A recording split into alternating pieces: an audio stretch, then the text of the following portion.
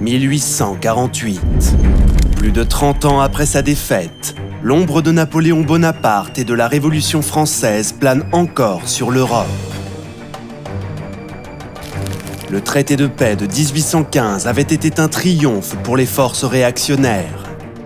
Les grandes puissances européennes, la Grande-Bretagne, la France, l'Autriche, la Prusse, la Russie, s'étaient engagées à œuvrer ensemble pour qu'il n'y ait plus de révolution.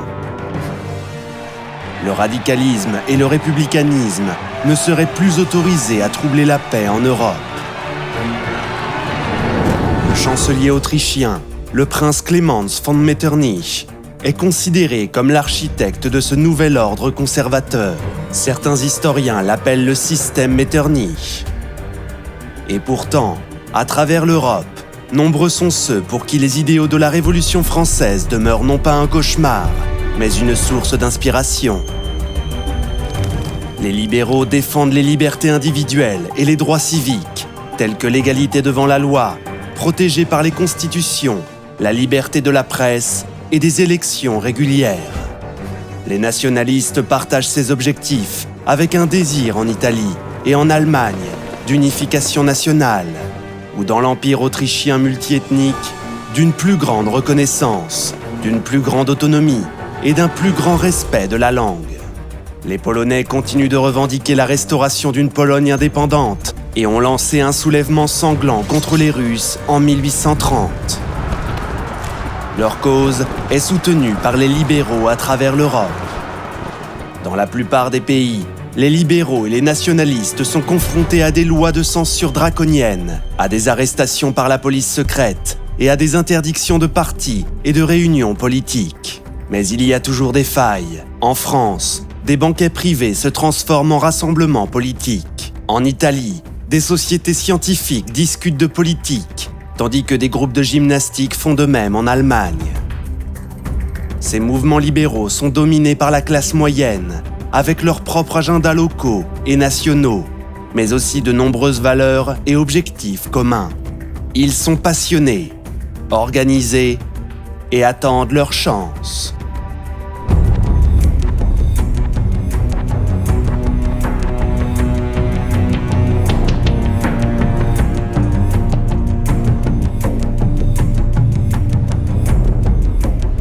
Mais il n'y a pas que les classes moyennes qui veulent du changement.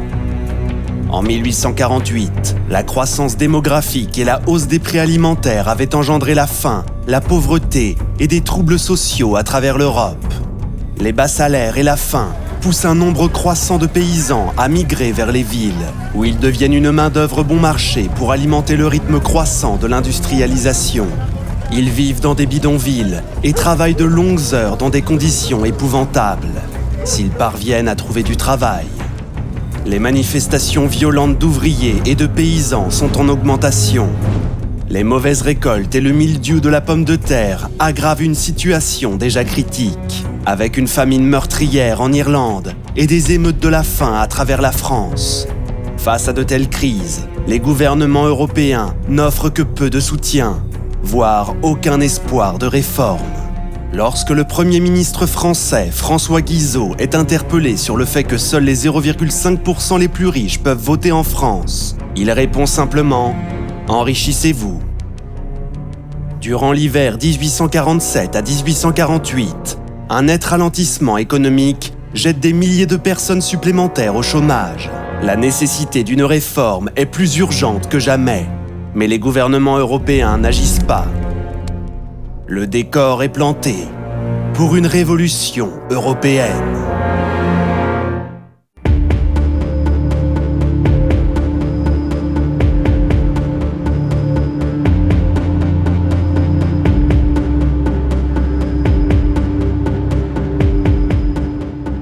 Dans le sud de l'Italie, le royaume des deux Siciles est gouverné par le roi espagnol Bourbon, Ferdinand II. Ces réformes agraires désastreuses ont uni les propriétaires terriens et les paysans siciliens contre lui. Son royaume sera le théâtre de la première révolution de 1848. En Sicile, des foules furieuses chassent les troupes bourboniennes de Palerme et l'île proclame son indépendance, réadoptant sa constitution libérale de 1812. La ferveur révolutionnaire gagne le continent. À Naples, des rassemblements de masse contraignent le roi Ferdinand à promulguer sa propre constitution. Au Piémont-Sardaigne, la menace de révolution persuade le roi Carlo Alberto d'octroyer une constitution et des célébrations ont lieu dans les rues de Turin. De l'autre côté de la frontière, en Lombardie-Vénétie, sous domination autrichienne, des nationalistes italiens se révoltent à Milan et à Venise et chassent les garnisons autrichiennes. Mais aussi spectaculaires que soient ces événements, ils sont sur le point d'être éclipsés par des nouvelles en provenance de Paris.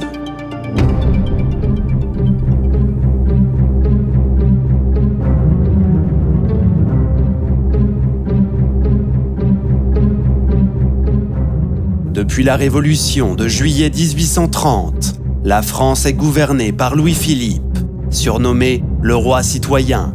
Plus modéré que son prédécesseur Bourbon Charles X, il s'oppose néanmoins à toute nouvelle réforme, et ce malgré la crise économique grandissante. Son premier ministre, François Guizot, est détesté.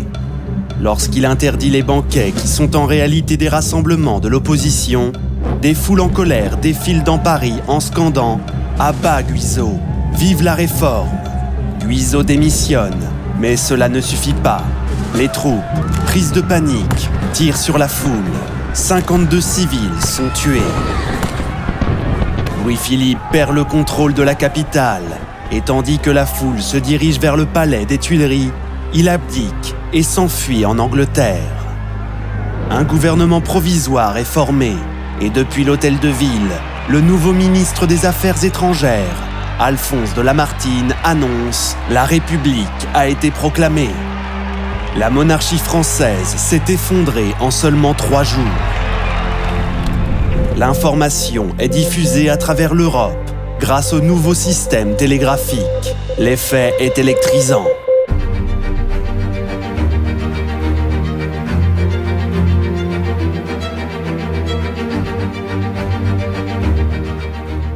Le prince Metternich, chancelier autrichien âgé de 75 ans, est parmi les premiers informés de la révolution parisienne. Son chef de la police l'assure qu'il n'y a aucune chance qu'une telle chose se produise à Vienne. Mais le 13 mars, environ 4000 étudiants, inspirés par les événements de Paris, marchent sur le Landhaus, le bâtiment de l'Assemblée, et y pénètrent de force. Un affrontement a lieu avec les troupes, qui ouvrent le feu et tuent 4 personnes. Les ouvriers viennois se rangent du côté des étudiants. Une grande partie de l'hostilité de la foule est dirigée contre Metternich.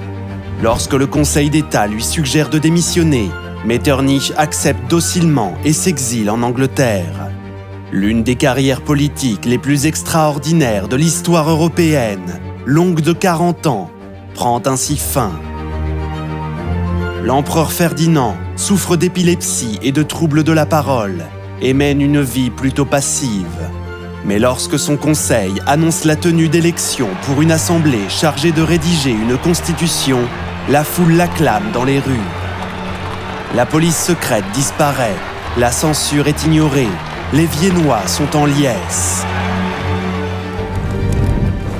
Les nationalistes au sein de l'Empire autrichien sont également inspirés par ces événements. Au Parlement hongrois, le député Lajos Kossuth prononce un discours enflammé, dénonçant l'absolutisme des Habsbourg comme l'air pestilentiel qui engourdit nos nerfs et paralyse notre esprit. Son discours est imprimé et largement diffusé, inspirant de nombreuses personnes à travers l'Empire. Les Hongrois lancent leur propre révolution, avec 12 revendications qui incluent une plus grande autonomie, une presse libre et une réforme parlementaire. Les libéraux tchèques de Prague forment un comité national et envoient également leurs revendications à Vienne. Il y a même un soulèvement nationaliste roumain dans la province ottomane de Valachie, qui force le prince local à abdiquer.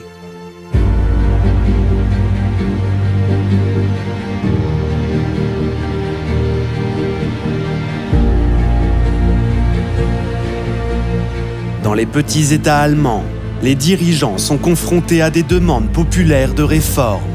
La plupart cèdent rapidement à la pression pour éviter de perdre leur trône. Le drapeau tricolore noir, rouge et or, symbole d'une Allemagne unie, se détache nettement dans la foule. La toute première Assemblée nationale allemande se réunit à Francfort, avec des délégués élus de toute l'Allemagne. Ils débattent de la manière dont ils réaliseront le rêve libéral d'une Allemagne unifiée et commencent à rédiger sa constitution nationale. À Berlin, la capitale prussienne, étudiants et libéraux sont enthousiasmés par ces événements et célèbrent la chute de Metternich. Le roi Frédéric Guillaume IV promet des réformes, mais envoie également des troupes supplémentaires dans la ville. Les tensions s'exacerbent entre les Berlinois et les soldats, et le 18 mars, des manifestants érigent des barricades. L'armée riposte, provoquant de violents affrontements dans les rues. 800 manifestants sont tués. Le roi, horrifié par le massacre, retire ses troupes de la ville et promet une nouvelle constitution.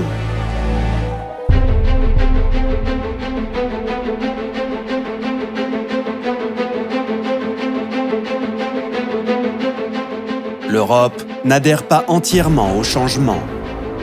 En Russie, l'empereur Nicolas s'oppose fermement à toute réforme. Il a été profondément ébranlé par la révolte des décembristes, le jour même de son accession au trône. Depuis lors, il a renforcé la censure et créé une nouvelle unité de police secrète, le 3e département. Une répression féroce s'abat sur tous les individus soupçonnés de subversion. L'écrivain Fyodor Dostoïevski figure parmi les personnes arrêtées et subit une simulation d'exécution avant d'être exilé en Sibérie. Il n'y aura aucune concession en Russie. Selon les normes européennes, la Grande-Bretagne est déjà une monarchie constitutionnelle libérale et les classes moyennes acceptent globalement le statu quo. Mais un mouvement populaire réclame davantage de réformes démocratiques. Ses membres sont connus sous le nom de charistes, en référence à la charte en 6 points qu'ils souhaitent mettre en œuvre. Un rassemblement de masse est organisé le 10 avril à Londres. Voici une photographie de cette réunion. Les autorités craignent des violences et déploient 80 000 policiers supplémentaires. Mais l'événement se déroule dans le calme. Aux Pays-Bas, le roi Guillaume II soutient une nouvelle constitution et des réformes, prévenant ainsi avec succès toute agitation révolutionnaire. Par un heureux hasard, Frédéric VII de Danemark avait aboli l'absolutisme royal en janvier, évitant ainsi une révolution. Mais il doit faire face à une révolte nationaliste allemande dans le Schleswig-Holstein, ce qui déclenche une guerre contre la Confédération germanique. Le Danemark finira par l'emporter dans ce conflit, grâce au soutien diplomatique des autres puissances européennes. En 1848, les Polonais nourrissaient de grands espoirs que ces révolutions ouvriraient la voie à la restauration d'une Pologne indépendante. Après tout, les libéraux européens avaient souvent exprimé leur enthousiasme pour cette idée. Mais en réalité, aucune grande puissance n'est disposée à risquer une confrontation avec la Russie pour le bien des Polonais. Une insurrection polonaise à Posen est réprimée par les Prussiens, tandis que les Autrichiens font face au soulèvement de Cracovie et de Galicie.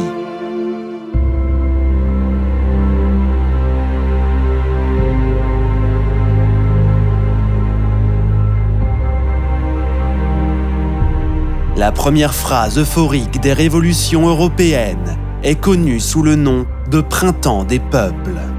Avec l'assouplissement de la censure, le nombre de journaux explose. Parmi eux, le nouveau quotidien radical de Cologne, la Neue Rheinische Zeitung, dirigé par Karl Marx. On a l'impression d'assister à l'aube d'une nouvelle ère. Mais ses premiers succès reposent sur une alliance fragile, comme Marx ne manque pas de le souligner. Les libéraux de la classe moyenne veulent des constitutions, une plus grande inclusion politique et une presse libre. Les travailleurs, qui sont le fer de lance de la révolution dans de nombreuses villes, réclament des aliments moins chers et le droit du travail. Les radicaux allemands résument la situation par un jeu de mots astucieux. Liberté de lire contre liberté de se nourrir. Les nouvelles assemblées européennes sont sous pression, de la part des conservateurs, qui estiment qu'elles vont trop loin, et des radicaux et socialistes qui estiment qu'elles n'en font pas assez. Le plus terrifiant pour la classe moyenne européenne, c'est la menace d'une action directe de masse, d'une révolution sociale, de la foule.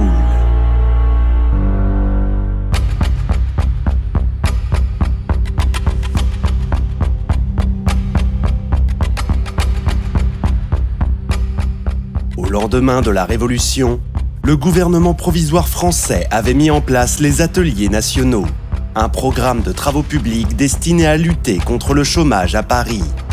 Mais 3 mois plus tard seulement, un nouveau gouvernement plus conservateur annonce leur fermeture. 100 000 travailleurs se retrouvent soudainement sans emploi. La réaction est immédiate et virulente. Pendant 3 jours en juin, des radicaux parisiens affrontent la garde nationale et les troupes régulières, composées de membres de la classe moyenne, dans une bataille sanglante sur les barricades. L'archevêque de Paris tente une médiation, mais il est tué dans un échange de tirs. Cette remarquable photographie ancienne montre certaines des barricades parisiennes qui ont fait l'objet de combats cet été-là. Au final, les troupes du général Cavaignac auront tué au moins 1500 ouvriers et en auront arrêté 12 000 autres, dont un tiers sera déporté en Algérie. Il estime avoir sauvé la France de l'anarchie. La cause sacrée de la République a triomphé, déclara-t-il. La Révolution française a divisé la France entre la gauche et la droite, avec des conséquences sanglantes. Elle ouvre la voie au retour d'un nom célèbre du passé, promettant unité et ordre.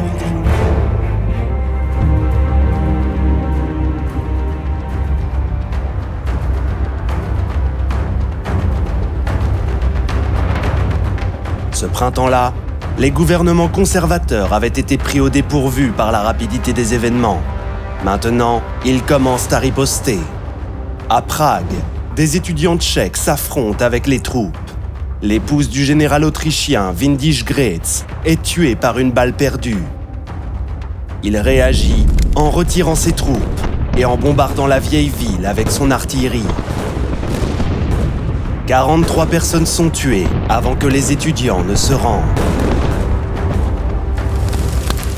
En Italie, le roi Carlo Alberto de Piémont-Sardaigne a déclaré une guerre de libération italienne contre l'Autriche et envahit la Lombardie-Vénétie. Il est soutenu par les autres États italiens et par des volontaires nationalistes, notamment la Légion italienne, dirigée par le révolutionnaire professionnel Giuseppe Garibaldi. Les forces autrichiennes en Italie sont commandées par le maréchal Radetzky, âgé de 81 ans, un vétéran distingué des guerres napoléoniennes.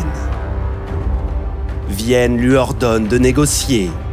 Radetzky, au lieu de cela, mène une campagne magistrale, repoussant l'avancée piémontaise, puis lançant une contre-attaque décisive.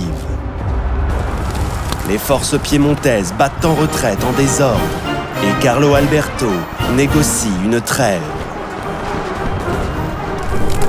Cet été-là, Johann Strauss compose la marche de Radetzky pour célébrer la victoire du vieux général.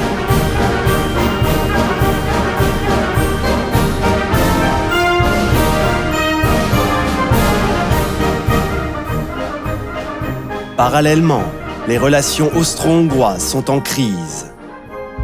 Le pays est désormais de facto indépendant, avec son propre parlement élu et un premier ministre, Lajos Batthyány. Mais tout le monde ne souhaite pas faire partie de la nouvelle Hongrie. De violents conflits ethniques éclatent entre Hongrois et Roumains en Transylvanie et entre Hongrois et Serbes en Voïvodine, faisant des milliers de morts.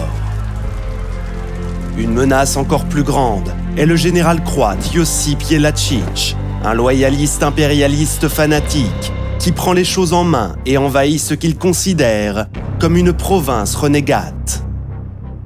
L'empereur espère toujours une résolution pacifique et envoie un général fidèle, le comte Lemberg, prendre le commandement des forces militaires hongroises. Mais à son arrivée, il est brutalement assassiné par une foule. Horrifié, le gouvernement impérial déclare la guerre aux révolutionnaires hongrois. Cela provoque l'indignation des libéraux et des radicaux viennois. De nouvelles violences éclatent dans les rues et le ministre autrichien de la guerre est lynché. Les troupes évacuent la ville, tandis que l'empereur s'enfuit à Olmütz. Jellachich marche au secours du gouvernement. Il s'allie à Windischgrätz aux portes de Vienne et ensemble, ils bombardent la ville. Puis ils passent à l'attaque.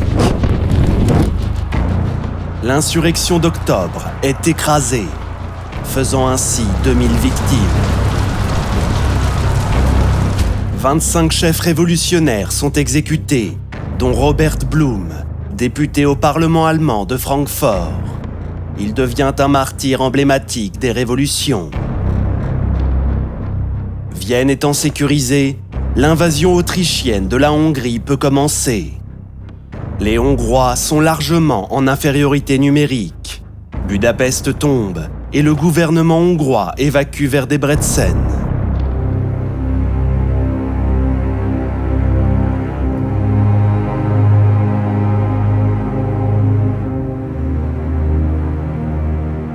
Suite aux violences survenues à Berlin en mars de la même année, le roi de Prusse se retire dans son palais de Potsdam, situé à la périphérie de la ville. Il est ici entouré de troupes fidèles et de conseillers conservateurs, parmi lesquels un aristocrate de 33 ans nommé Otto von Bismarck. Interrogé sur ce qu'il convient de faire, Bismarck ne dit rien, mais se penche vers un piano et en joue la marche de l'infanterie prussienne. Les forces du conservatisme sont puissantes en Prusse. La loyauté envers l'État et le roi y est profonde. Les Alliés, à l'instar de Bismarck, adoptent les tactiques de l'ennemi, en lançant des organisations politiques conservatrices et des journaux pour mobiliser ce soutien. En novembre, le roi Frédéric Guillaume, constatant les luttes intestines de ses opposants et la défaite de la révolution viennoise, décide d'agir. Il ordonne au général Wrangel de mener 13 000 soldats à l'assaut de Berlin. Il entre dans la ville sans rencontrer de résistance et ordonne à l'Assemblée prussienne de se disperser. Celle-ci n'a d'autre choix que d'obéir. La Prusse aura sa constitution, mais ce sera une constitution édictée par le roi, en vertu de laquelle il conservera l'intégralité du pouvoir exécutif. Les rêves prussiens d'un véritable système parlementaire, voire d'une république, sont anéantis. En décembre, de nouveaux acteurs entrent en scène et joueront un rôle clé dans le destin des révolutions européennes. À Vienne, l'empereur Ferdinand abdique en faveur de son neveu François-Joseph, âgé de 18 ans. Ce dernier régnera jusqu'à sa mort en 1916. À Paris, Louis-Napoléon Bonaparte, neveu de l'empereur Napoléon, est élu président de la République française, avec une victoire écrasante.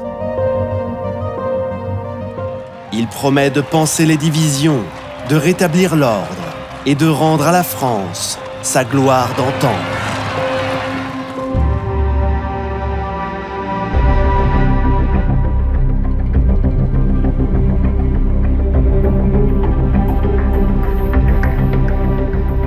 En Italie, les troubles se poursuivent jusqu'en 1849. Dans les États pontificaux, les réformes du pape Pie IX avaient fait de lui un modèle libéral improbable.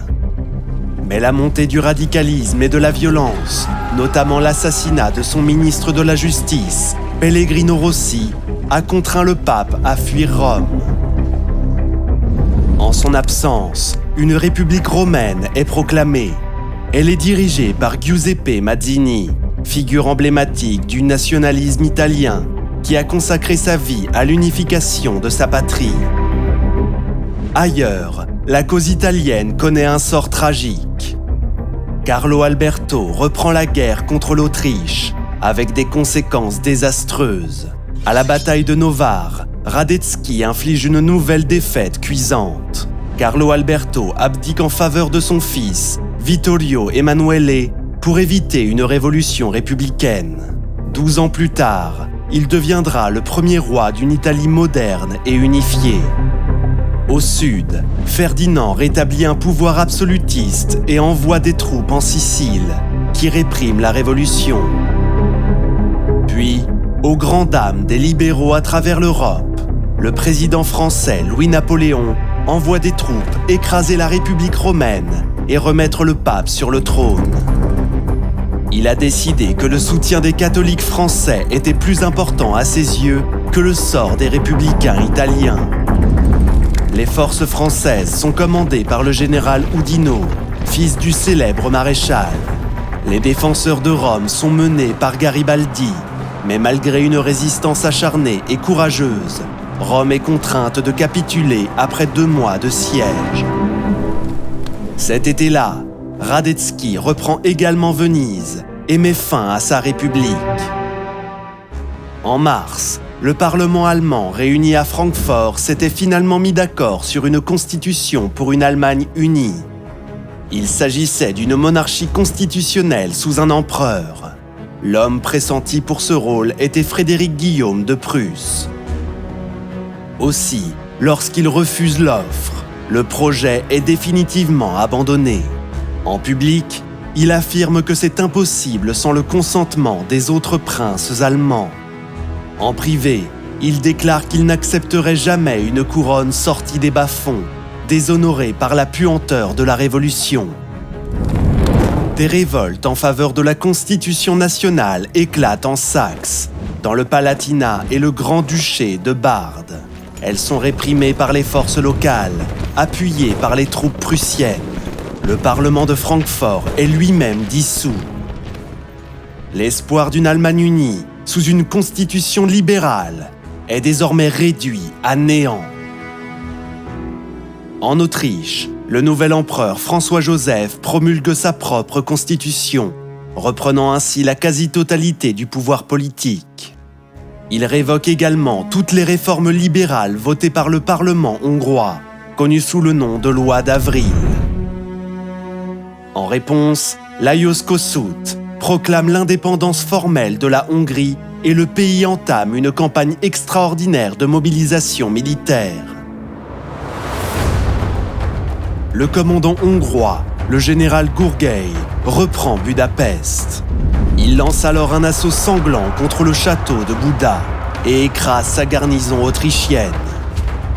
Désespéré, l'empereur d'Autriche se rend à Varsovie pour demander officiellement l'aide militaire de l'empereur de Russie.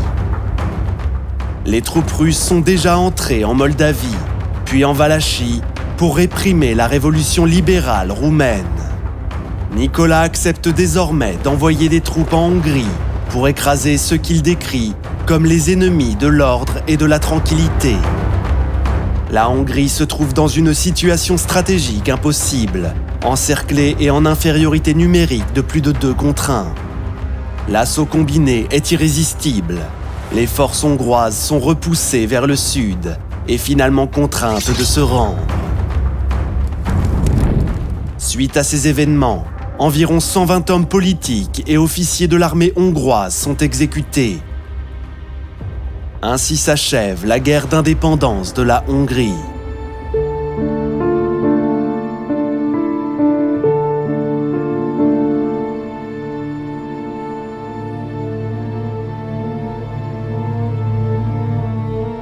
« 1848 fut une année sans précédent. Une série d'événements politiques majeurs s'enchaînèrent les uns après les autres comme des dominos. Mais qu'avait-on accompli ? Un historien britannique a décrit l'année 1848 comme le tournant que l'histoire moderne n'a pas réussi à prendre. Malgré l'euphorie qui régnait lors du printemps des peuples en Europe, il semblait, dès 1849, que les contre-révolutionnaires avaient triomphé partout. Mais certains acquis ont perduré, comme l'abolition du servage en Autriche et le suffrage populaire en France, même si la France est devenue un peu moins démocratique en 1852, après que Louis-Napoléon se soit proclamé empereur. Partout en Europe, les gouvernements se sont modernisés et ont accordé plus d'attention aux questions économiques et sociales. en partie en réponse aux nouveaux défis issus des politiques socialistes et ouvrières. Les causes de l'unification allemande et italienne avaient été vaincues, mais des progrès considérables avaient été accomplis et des leçons cruciales avaient été tirées. Leurs objectifs ne seraient pas atteints par les seules idées, mais par la force. Selon Bismarck, les grandes questions de l'époque devaient être réglées, non par des discours et des décisions majoritaires, mais par le fer et le sang. Ce furent les guerres menées par de puissantes monarchies qui unirent l'Allemagne et l'Italie. L'héritage de 1848, pour le meilleur et pour le pire, se ferait sentir pendant des décennies.